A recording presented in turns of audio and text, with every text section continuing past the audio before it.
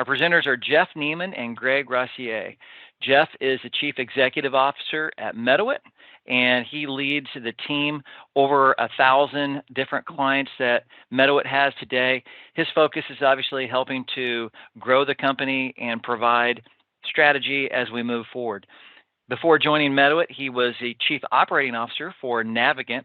He also spent some time in leadership positions at Conifer, as well as Humana and HCA. Jeff graduated from Bellarmine University in Louisville with a degree in economics. Also, we have Greg Rossier. He is the Chief Strategy Officer for Medowit, and Greg brings a wealth of experience to the team, helping to design implementations that are focused on growth for our clients and understanding the revenue cycle and making sure that our customers have the industry-leading solutions. Greg has over 25 years of experience in the industry, leading in operations, process management, and technology-driven automation. Before joining Medowit, Greg was a leader at Convergent, also at Conifer, and he also has a degree in economics from Washington State University. So with that being said, again, we are excited that you're here today. Welcome. I'm going to turn it over now to Jeff and Greg for our presentation. So gentlemen, take it away. Thank you, Randy. Appreciate the introduction there. I'm going to start out here today with just a brief overview of Medowit, kind of who we are, and then we'll jump into the subject content. So just to give you a sense, we are a national RCM company, certainly recently just ranked the largest by number of customers in the U.S. by Modern Healthcare, but we have customers, I should say, in 48 states today. We have about 15 office locations. If you look at the orange shaded states here, those are where we have those locations, as well as the list on the right. The company itself is headquartered in Charlotte, North Carolina, and then kind of the push pins that you see here on the map are just representative samples of where our client concentrations are today. Just a few more company statistics. As Randy said, we serve over 1,000 hospitals and large physician practices. There are about 150,000 physicians that are supported by the company today. We've got 1,700 employees spread across those 15 locations. We're 100% focused on RCM. Just to give you a sense of the size of AR we manage there, it's about $56 billion per year. And then I'll just mention quickly, one of the things I think that's unique about Medowit is we don't have a large anchor customer that makes up 50+% of our revenue. No one customer makes up more than 5% of our revenue, but we have, national and regional health systems that you would recognize their name if we flashed them up. What's really important to us is to deliver outstanding service to each and every customer. It's not kind of our way or the highway, right? So a lot of customization that takes place, a lot of partnership conversations that take place throughout.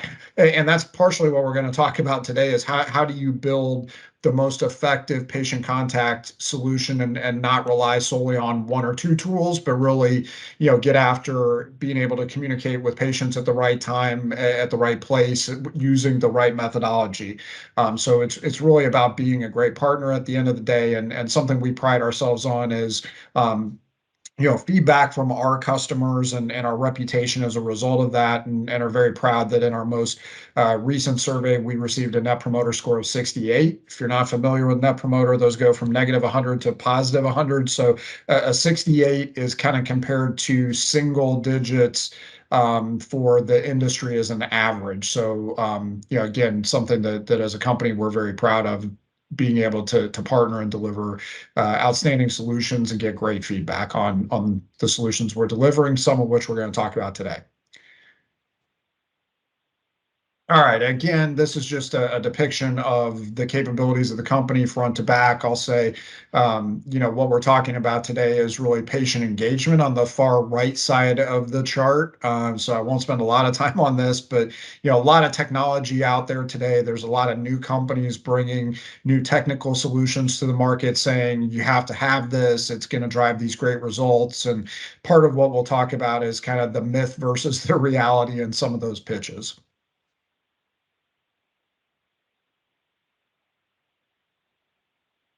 Next slide. Yep, it's coming. Thank you. So again, what we're going to be talking about is patient communication. And how do you engage patients across the revenue cycle? And what we'll be more explicitly diving into is the right balance. There's been a lot of conversations as of late about driving self-service, trying to adjust the culture of patients, not only to help with things like collections, but to get them more engaged in solving their own concerns, to be able to do their own research as to where they're at within the revenue cycle from a billing standpoint, to be able to see their own explanation of benefits. So we'll talk a little bit about, the old school things as you see um, on this display with paper statements and taking inbound calls, right? What most of the national business offices were managing, all the way through to, the far right as to the expansion of how we deal with what would be considered, digital and self-service solutions. And then how do you ramp those things together to create what we would consider a full service solution? So we'll do a little bit of compare and contrast. You can think of along this timeline of growth of patient contact, those payment portals, whether it is an interactive voice response system, where they're able to self-service, or if it's an actual app or an online portal, or something like MyChart and Epic. Expanding things with digital solutions around texting and email, the expansion of communication with chat, being able to do payment plans or patient financing, and being able to deliver from anything that would considered old school to the newest school of defining apps that will allow different solutions, to even, now as we start to even stretch further and further to the right, what might the future start to hold for solutions in driving patient engagement and communication?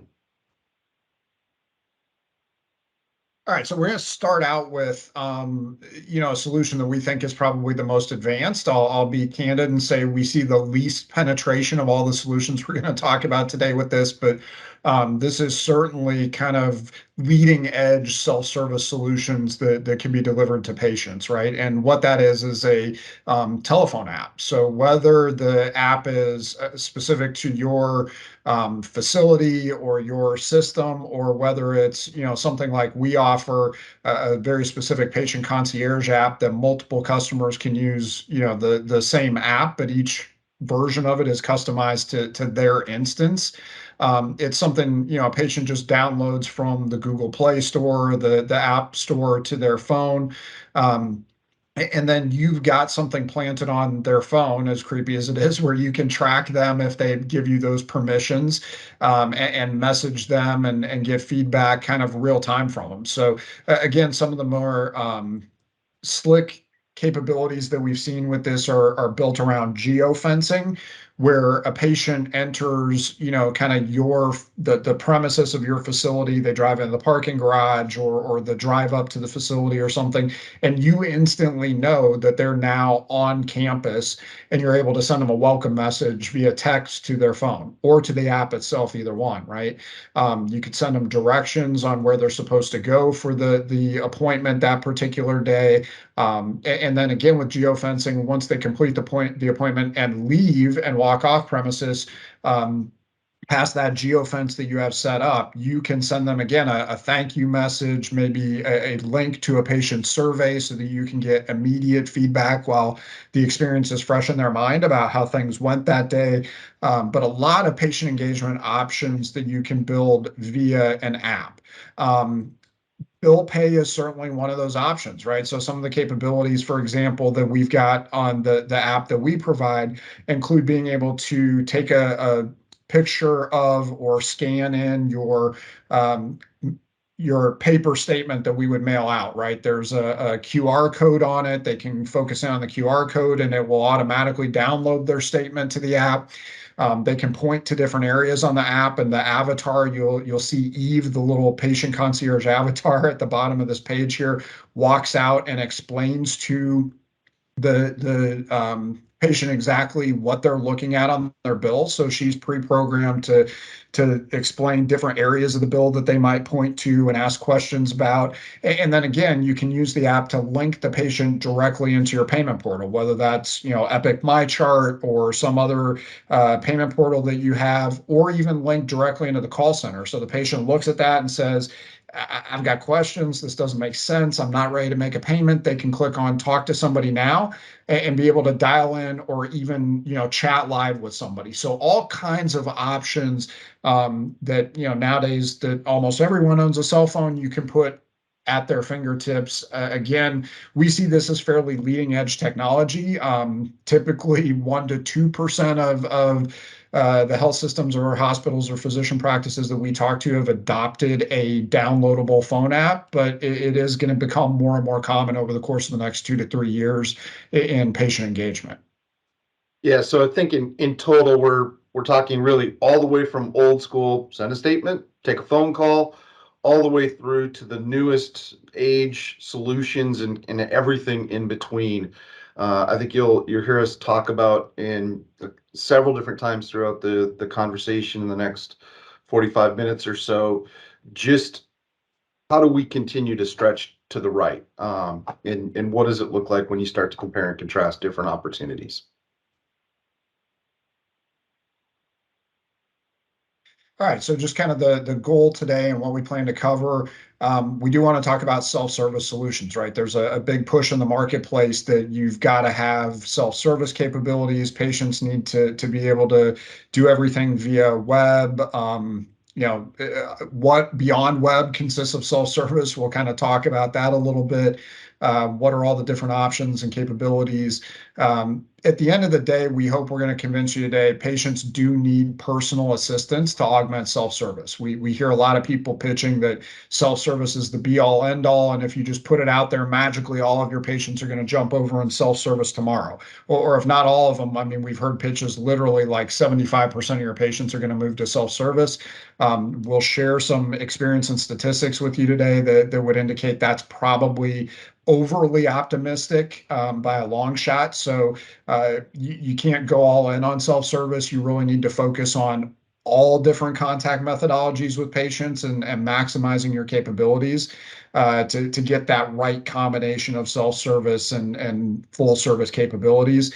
And then we will share, I think, 2 or 3 real world case studies on things that we've seen around both just self-service and full service. So let's talk just quickly about facts versus fiction. I don't think any of this is going to be surprising information for folks that have been in healthcare. So I don't think there's any shocking revelations here. The burden financially is moved to patients pretty significantly. As see this over the last 20 years, moving from 5% to over 35%. Obviously, the different impacts, employers shifting burden onto employees as part of those plans. You see less in coverage for more dollars, obviously skyrocketing high deductible plans, and just naturally the rise of cost of care. Those things are all going to continue to put more and more of the focus on the patient. And as we try to think about shifting the culture, as I'll talk about several different times, it's how to get that patient more engaged in the process so that they understand the bills, they understand an explanation of benefit, they understand their responsibility throughout the revenue cycle from front to back. And so that is one of the key components of obviously why we're talking about the different methods of contacting patients and how some of it's going to be more valuable than others. So obviously patients struggle to afford their care. And as you think about most of the self-pay side of things, providers are collecting depending upon demographics and their methodology for contacting and getting patients engaged, somewhere between 20% and 55% of what patients owe, obviously leaving a lot of money on the table. And as well as collecting those fees can be very expensive depending upon what your cost basis is to go after those dollars.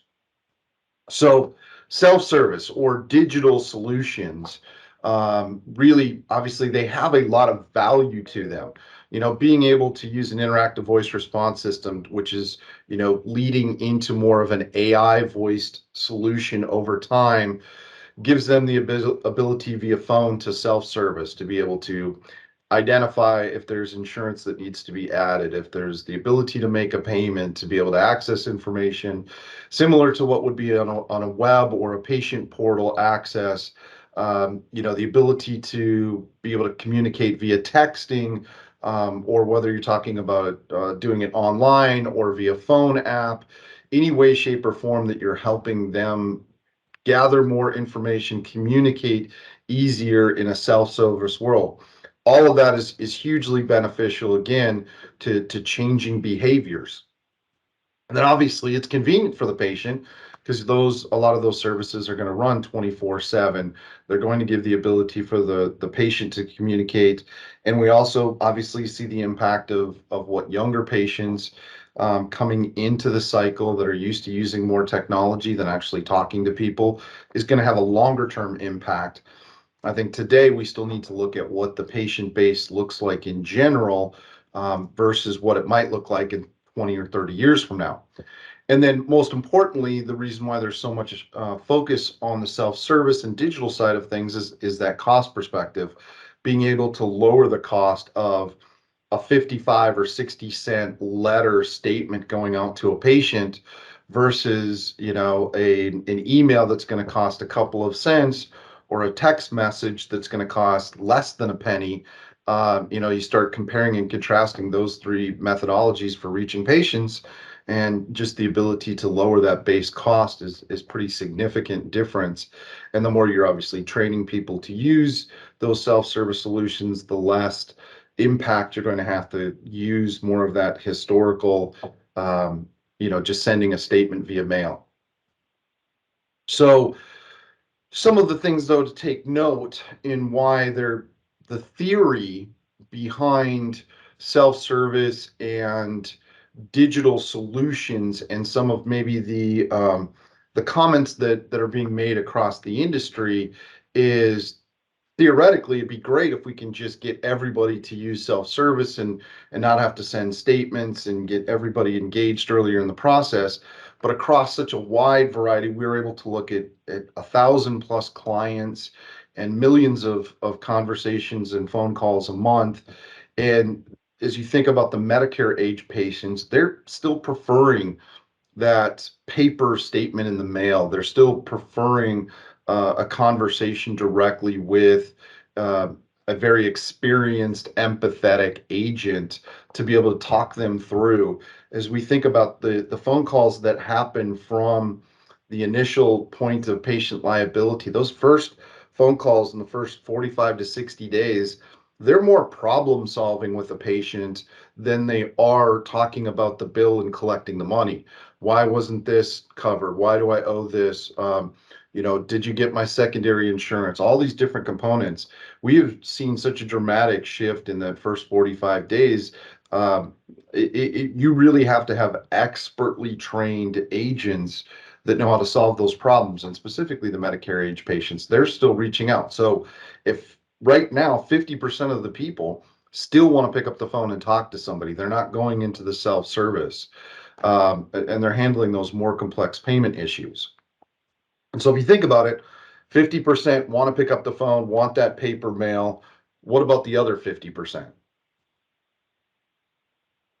Yeah, so great that 50% do want to engage, via self-service and things. Certainly reduces the burden on your call center. But what we found is that even the 50% of people who are engaging digitally, about 60% of them ultimately don't complete the transaction and go all the way through to just paying the account or setting up a payment plan or whatever, right? So only about 40% of the 50% who engage, or in other words, only about 20% of your patients will successfully complete a self-service transaction without going through some sort of engagement. And I saw we did have a question come across from somebody about the stats that Greg was showing. I'll get a little more specific. We tracked this across our existing customer base about 6 months ago, I guess it was that we did this. So we haven't updated the study in about 6 months, but that was where we saw about the 50-50 split in preference. And again, we didn't ask that question. It wasn't a survey question. It was literally at customers where we had full self-service capabilities deployed, what percentage of the patients were using those versus what percentage of the patients never use self-service. And again, the split there was really close to like 50-50 when you rounded it, right? I mean, there was probably a slightly different split if you go out another tenth of a percentage point, but it was really close to 50-50. The other thing we looked at is kind of in age bands of 5 years, who engaged digitally and who didn't. And so when we looked at that, I'll say generally there was close to zero engagement in people above the age of 55. So very, very minimal to no self-service engagement with technology above 55. Interestingly enough, the highest utilization was between the 35 and 45-year-old range. And if we want to get even deeper demographically, it skewed female. So females between 35 and 45 were the most likely to digitally engage and use self-service. Below 35, you had a decent kind of 25 to 35, a decent engagement from both, I'll say both men and women, right, in that age range.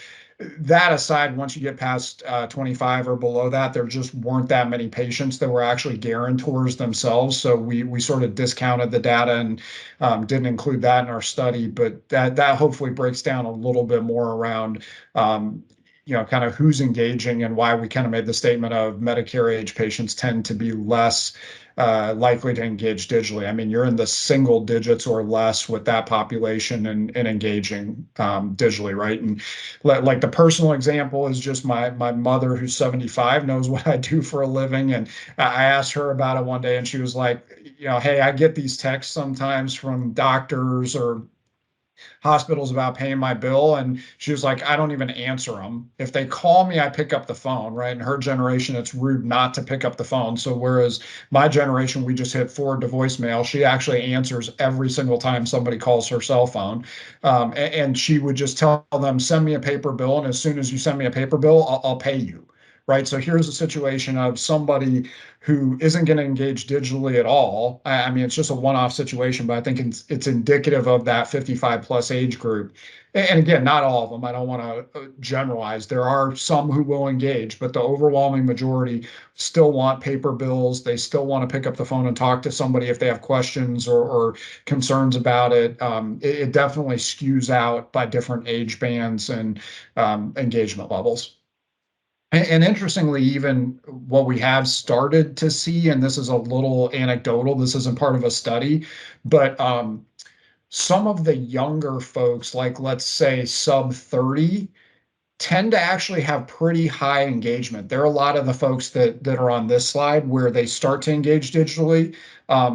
They want to engage digitally. They're on their cell phone all the time, right? So they go look at the bill on the cell phone, but when they get confused, they really don't understand insurance yet or how it works, right? It's the first time they've been to a hospital, or they're kind of early in their life cycle of healthcare engagement, and maybe they're in their first job, they're getting insurance for the first time, and they just have questions or confusion about how the whole process works. And when that happens, they want to pick up the phone and talk to somebody as well.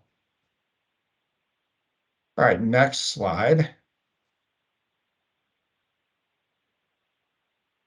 So we do want to emphasize, like, for the most part, as we've looked at these, we've seen no positive financial impact from 100% reliance on self-service solutions. So we've seen a lot of pitches that, hey, just deploy this self-service technology and your staffing in your call center is going to drop 50% within 90 days. haven't seen that happen, right? I've seen another one where just a pitch recently from a self-service like web portal company that said, plug in our web portal and we'll increase your patient payments 80% within 30 days of deployment. Again, maybe they had one client who had never had a website before where that happened, but that's not the typical experience or the standard experience we see. And we'll go through, I think, two or three different kind of real life case study scenarios here in a minute where we'll talk about what we have seen around self-service deployment and things of that nature. But again, we really haven't seen, we've seen maybe some cash acceleration, nothing that would really indicate that offering self-service by itself is going to reduce or increase your total yield, if you will, on patient payments and the patient portion of the bills. That said, again, we're pitching here and strongly believe human contact continues to be critical. Is it going to decrease over time, particularly as more and more of the population adopt self-service technology? It is, but it's not something that's going to happen in 90 days from deployment. It's like something that's going to happen over the next 10 years as the population ages out and younger people that are very comfortable with technology age and get older and become heavier users of healthcare. All right, so a couple case studies, as I said. One here is a very large regional health system, multiple hospitals. They had somebody come deploy self-service technology, which was basically texting and a web portal that tried to drive patients out to the web portal to self-serve. That particular vendor came back and published a white paper after a year and said patient payments increased 13%. So very true. If you look at baseline year versus the 1 year later, patient cash was indeed up 13%. What wasn't included in the case study, but we were privy to the data because we were the early out vendor there, is that the health system purchased a facility and their total patient volume was up 13% year over year. So, from our position, right, this is a net zero impact of deployment of self-service technology. Again, that's not to say nobody used the self-service to make their payments. They did, but the self-service technology did not drive any actual material increase in total patient cash. The patient cash increased by the amount we would have expected to see it increase given the volume increases that health system saw. So again, kind of back to where we're saying net impact is zero. Yeah, it might have collected some of the money sooner in the cycle, but it's still not a net increase over total cash. All right, the second case study here is kind of on the opposite end of the spectrum, where this was a system that really was doing very basic, kind of what everybody just responded, or the most common category of response, that they were sending letters and taking inbound phone calls. And that was it. They weren't doing any segmentation. They weren't launching outbound phone calls. They had, no web portal, no text, no self-service capability at all. So going from that very minimal send you a statement and answer a question if you call us to a full patient engagement solution with everything we've discussed. I think we deployed everything at this health system with the exception of the web app. So everything else that we've kind of talked about today was deployed. In this particular case, the system saw a $500,000 a month increase in self-pay cash, or $6 million a year increase in cash. We did not have good insight necessarily in this particular case study into the bad debt performance or collections. So to the point Greg just made about the first case study, was that 6 million actually net new, yield on their self-paid business, or was it just cap acceleration out of bad debt? I really can't answer that. It could have been either of those. But if you think about $6 million a year and taking that from what you pay a bad debt agency to what you pay in an early out cycle, which is probably a fourth of your bad debt costs, there were likely high mid six figures at least, let's say, savings that would have resulted just from cash acceleration alone. So pretty nice ROI for the health system in this particular case study. Obviously a huge endorsement of, if all you're doing is kind of traditional letters and phone calls, moving to additional capabilities and contacts and kind of communicating with all patients where they want to be met is a big benefit. All right, and then the last case study here was kind of a regional 600-bed health center. They brought us in to do early out. We were their early out vendor. Ultimately, they bought into, hey, we need to move to self-service and deploy self-service. So they decided that they were going to go digital only for the first 90 days. So they were going to send letters to patients and direct patients to a web portal, but they were going to do no call center work and literally pushed us back to day 90 and said no patient communication inbound or outbound for the first 90 days. After the 90 days, then you guys can, open up and talk to patients for 30 days. You can dial out, you can do whatever you want in that space. But, they were going to go 100% digital in the first 90 days and thought they were going to save tons of money from not having to pay us to collect basically in the first 90 days. I think the next slide kind of gives. They wouldn't have statement costs because everybody was fully digital, Yeah, and trying to good point. push They were everybody into emailing a single box. Yeah, they were emailing statements, they were texting, they were trying to avoid sending statements and things. So less than a year into the engagement, they ended the contract with the digital only vendor.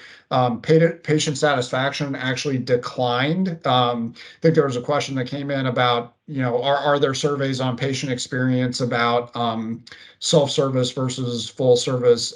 In this case, we weren't necessarily privy to the actual survey that was sent out. This was just kind of anecdotal information from the CFO and head of revenue cycle at this particular facility. They just said that patient satisfaction decreased during this time and their collections actually dropped. So deploying self-service and only self-service in this case led to a decline in collections, not an increase.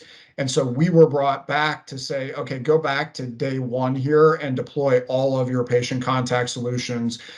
So we didn't eliminate self-service, right? It just became part of a larger overall kind of delivery to the client where we were able to, text, provide IVR, all again, kind of all the comprehensive solutions that we talked about there. Yeah, sorry, Jeff. While I'm presenting, I can't see the poll questions. But as far as patient satisfaction, if you consider the typical business office model where you're sending statements and you're taking phone calls and making phone calls, patient satisfaction in a well-run organization is in that 80%. Typically, we don't do digital only for several reasons. Obviously, we're talking about them today. When you tend to get into more of the full service where you're providing not only the call center work, the statements, but the digital self-service solutions, we tend to see patient satisfaction scores closer to 90 to 93% on an average basis. So it is a pretty significant jump in comparison. Yeah, and back to, so the question came in on case study one, was their patient satisfaction data there. I'll say we didn't track anything necessarily around the self-service experience itself, but again, anecdotally from that health system, we did hear there was an increase in patient satisfaction. So although no real increase in what I would say cash that was driven from the self-service solution, they did say that patients were happier that they had self-service capabilities deployed there. Yeah, I think you naturally see the further you go to the right in adding solutions to create different methodologies for patients to be communicated with and gain access to information, you tend to see a natural rise in patient satisfaction that goes with it. Yeah. And look, we're not here to pitch, don't do this self-service, quite the opposite. We think you should be doing all these things. Just don't buy into these pitches that self-service is going to replace your call center. It's just not. We haven't seen that. In fact, there's a probably fourth case study we need to add here because it's relatively hot off the press of a large multi-hospital health system as well that kind of did something similar and deployed, this self-service only solution. And we're still the call center for them.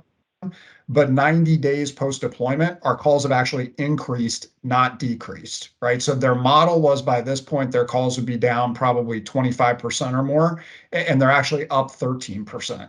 during the first 90 days. So again, just because you deploy these solutions doesn't mean that patients are going to self-service and not contact you. In fact, if your bills aren't really clean, they're going to have more questions. And probably because you're pinging them with texts and emails and things that you weren't doing before, they're more likely to call in and ask questions. So be ready for the calls to probably not drop off, at least not for some time. I think the point we've been trying to make is finding the right mix. And I think our perspective on this is continuing to press further and further right and adding more solutions. I think trying to jump fully to a singular digital solution, we're warning against that because you still have a pretty large percentage of your patient base that's not going to be fully engaged. So it's about trying to find the right methodology for the right patient with the right timing that offers that convenience of self-serve and does it in the right possible way, and also gives the opportunity for the patient to choose and communicate to choose how they want to be engaged with this process. So it's the combination of having these new solutions and continuing to find the next way of communicating with your patient base without losing focus on some of those key things, like, are my statements, whether they're going out digitally or via mail, are they easier and easier to understand, and do they provide me enough information to identify how to solve whatever issue may come, whether it's making a payment or understanding why I owe what I owe, or directing me to the right portal to be able to do that type of research if I so choose, or a phone number to talk to an empathetic call center agent who's well versed in how to solve problems. So I think that the key is what we're talking about is that right mix. And if you've got, the traditional business office with statements and phone calls, I think the key is to keep moving right. You don't want to try to drop 3 or 4 new tools in at one time. Just continue a steady pace and identify which ones are going to have the most impact or the next highest level of impact, and try to go after those opportunities first. And so as I think about the digital solutions that are out there, texting a patient trying to get them to pay a bill is one thing. Texting a patient for them to then connect directly back into the portal, which will now allow them just to pay the bill, but also allow them to review the bill, to add insurance information, to be able to do the self-service. So obviously the example on the page is my chart, right? Being able to not text a portal to, hey, go pay the bill. It's text the portal to link back into my chart to be able to help drive that cultural shift. I'm not just looking to get you to pay your bill. I'm also getting you to think about how to drive more self-service longer term, opt into digital statements, those types of things. It's more than just sending a text to try to communicate and drive dollars in the door at a cheaper price. There's a lot around what you're trying to do around patient engagement and that cultural shift. Obviously, the patient web portal, I think a lot of folks probably have that for ease of access.